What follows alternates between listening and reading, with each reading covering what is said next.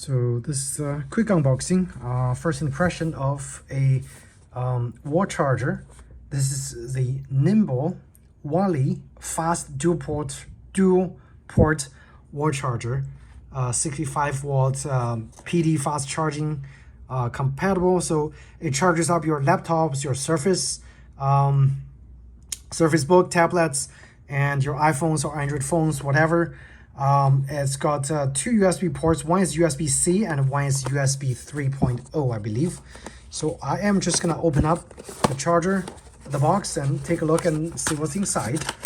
Now I bought this from Verizon because I had a device dollar that's gonna expire. So this thing costs $25, and they give you a recycling bag for putting your old chargers back into the bag and recycle it back to them, because I think Nimble is very big on recycling, very big on environmental concerns. So it's made of this product. It's made 72% certified recycled plastic.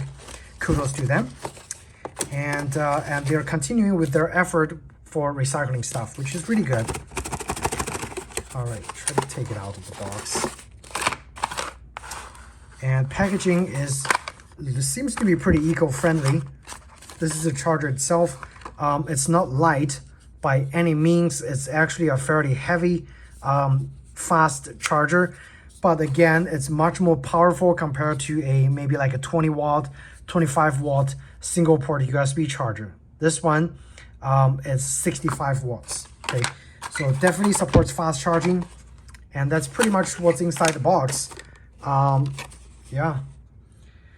Let's see some of the specs. So it charges the laptop,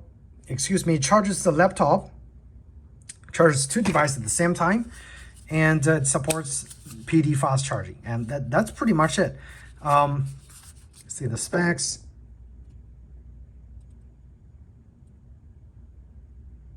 Yeah, it's supporting, of course, different voltages of charging.